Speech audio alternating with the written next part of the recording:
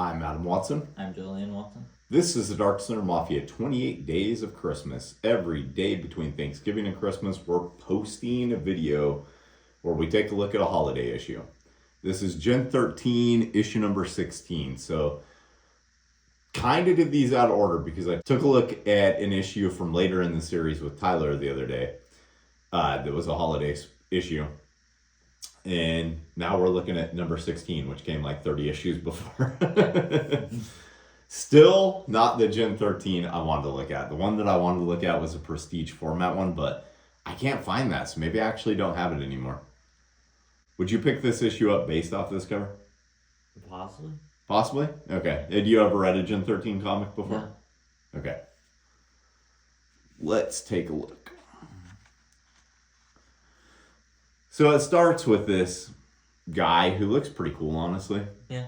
Kind of looks like Juggernaut from the X-Men. Sitting in some sort of prison, and for some reason the warden of the prison is showing him off to reporters in his spherical cell, which seems weird to me. Goofy weird that I can be okay with, but still, okay, I think this would only happen in a comic. I don't think this would happen in real life. So the story in this is by Brandon Choi, J. Scott Campbell, and Jim Lee. The pencils are by J. Scott Campbell. The inks are by Gardner. Don't know the first name because it doesn't list it. And Tim Townsend and McWeeny. It's colored by Chiodo. I'm guessing that's Joe Chiodo. And Jimenez. And lettered by O'Neill with Mr. Coffee. I'm guessing that's actually his literal coffee pot. I wonder why they didn't put the full names in there. It's kind of weird. Yeah. So basically, they're just going on and on about how this is an impenetrable prison that's going to hold this guy named Helmet forever. Stupid name. Yeah. I know they're running out of names in the 90s like really badly, but Helmet, so stupid. So one of the reporters is, of course, a spy, because why wouldn't she be? I mean, you just let these random-ass reporters in there, right? Yeah. And she throws something in there that creates a little crack, and apparently that's all this guy needs. Yeah. They don't even think about having any guards or anything in there. Right? No cameras, no guards. Yeah. And then Grunge and Burnout are fighting over waffles. Seems like most people would probably put a waffle on a plate and put the syrup on it there. Yeah. But hey, they gotta sell how messy Grunge is, I guess. This, I like the idea of. The supporting your local comic book retailer. Yeah. It's a good idea. It's bad graphic design, though. Yes. This ad looks pretty good, though. Yeah. It's confusing, though, because it says Zealot is missing. I found her. She's right there. So, basically, this whole scene is just between Grunge and Burnout arguing over the last waffle. Meanwhile, Grunge is dropping one of the waffles. Yeah. So, kind of seems weird. And then Lynch comes in to tell them to get off their lazy asses. And then we get introduced, or maybe he was introduced before this, I don't know. But he's the weirdest villain I think I've ever seen. Yeah. Seems like he's just some CEO of a toy store that might also manufacture toys, I'm not sure. And he wants the manager at the store to make sure this woman buys her kid this Elmo toy, otherwise he's fired. Yeah. Then walks into a room with his bodyguard and steps out, and what the hell is he? Like, what? What is this? I'm sure this made sense to me when this comic came out. Yeah. But now I have questions. What is his outfit even supposed to be? Is he supposed to be like the kid from Where the Wild Things Are? Possibly. It's kind of what he looks like, right? Yeah. Yeah. So he's all happy because he's evil and he set Helmet free. Yeah. Still a stupid name. Definitely. I do like the way he looks in this. Like, no complaints about the artwork. Campbell did a great job drawing the whole thing. Yeah. And then it switches over to the girls who are shopping. Roxy hates shopping for other people. Apparently these are just gifts she's bought for herself. Mm-hmm. What do you think of this ad? Um, Personally, I didn't know anything about these Savage Dragon trading cards, and I think it's pretty cool that there's all these people doing cards in here that you probably wouldn't otherwise see draw the character, like Jay Lee and Kevin Nolan, Bill Sienkiewicz. Got some pretty good artists in it. This piece looks really cool. Yeah. I'm not much of a trading card collector, but I would like to see those just to see them. Yeah. Yeah, so back to the comic. Helmet shows up, and he has a scorpion tail, which is just not smart if you're fighting a bunch of superheroes. No. And we get obligatory 90s panty shot free fall. And then find out that they have bands that can transform them into their costumes. Don't know how. Hey, it's a superhero comic, whatever. Yeah. But Roxy forgot hers.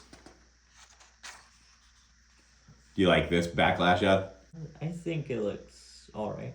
Would that be a comic you check out? Maybe. Okay. So yeah, they're all of a sudden just full on changing in their outfits. Except for Roxy. And then he gets all pissed off and decides to throw a trolley at them. But it's okay because Fairchild's there and she can just catch it. And then he turns into a spiked potato bug and rolls at them. And goes on and on and on, doing supervillain monologue. None of this is really particularly interesting, to be honest. No. What about the Stormwatch ad? Did you pick that up based off that? Maybe. I've actually read these comics, the Warren Ellis Stormwatch. They're really good. Oh, okay. They are actually very worth picking up. Alright. This ad doesn't really work for me. No. And it's for an Australia con, like... Shouldn't they just region locked this ad? Unless I have an Australian edition and didn't realize it. It's kind of weird. You think... Why would you advertise this to, like, the whole world? Yeah. People aren't going to travel to Australia just for a Comic-Con, you wouldn't think. Whatever. So then Roxy decides to throw a can at him because that's going to do a lot. And he just slams down on the sewer lid that she's standing on and flings her into the air. She could have flown, but apparently she was checking out a cute boy, which seems like kind of stupid dialogue. Yeah. One of the things in this, a lot of the dialogue is really hokey. It doesn't hold up very well. And do you even know who this is? Like, do kids your age even know who that's supposed to be? They call him Yerkel in this, but... Yeah. You know who it is? Yeah, but I can't remember the name right now. Urkel. Oh. Yeah, it's supposed to be Urkel. Anyway, Grunge and Burnout and some girl that I'm guessing Burnout is dating at this time are watching Urkel, and it's really funny. Whether they call him Urkel or not, that's Urkel. It's cut in weirdly. Yeah. But they show them because Roxy's trying to get on TV so the boys will come. I don't know that I really like that either because, like, the girls are more powerful than the boys on this team in a lot of ways. Yeah. So why wouldn't they just try and fight him? And if they have watches that can put costumes on, why don't they have watches that can just call the other Gen 13 members? Yeah. Yeah, so that's kind of goofy storytelling. Yeah. In any case, Rainmaker is able to absorb some sort of lightning from the cable car and shocks Helmet with it. And then I told him he'd pay for having that stupid ass tail. Fairchild just grabs hold of it and throws him into a building. You know how superheroes never think about destruction whatsoever? Yeah, they didn't think about it. No. Now the whole building's falling down on them, dumbasses. I'm guessing his thing is that he can break anything with a crack in it or something. That's kind of what I got from the beginning anyway. Yeah, so then they stand defeated by Helmet, and I honestly thought this was the end of the issue when I was reading it. Yeah. I thought that's where it ended, because then we get the Wildstorm news and a Deviate ad. This is actually a pretty good series from what I recall. Huh. But nope, it turns out that weird little Wild Things Are critter has all of the females of Gen 13 held captive. Yeah. And they need to sell comics.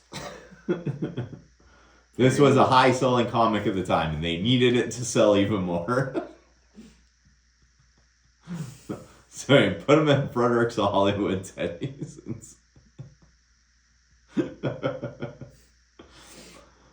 It makes it more raw. I don't care how old this little Wild Things guy character is. Yeah. It makes it more wrong that he looks like an 8-year-old and he's put him in these outfits. So, just a tad bit on the disturbing side there. Yeah. Apparently you could buy J. Scott Campbell artwork directly from this. Huh. That's actually not that bad of prices for him. Oh.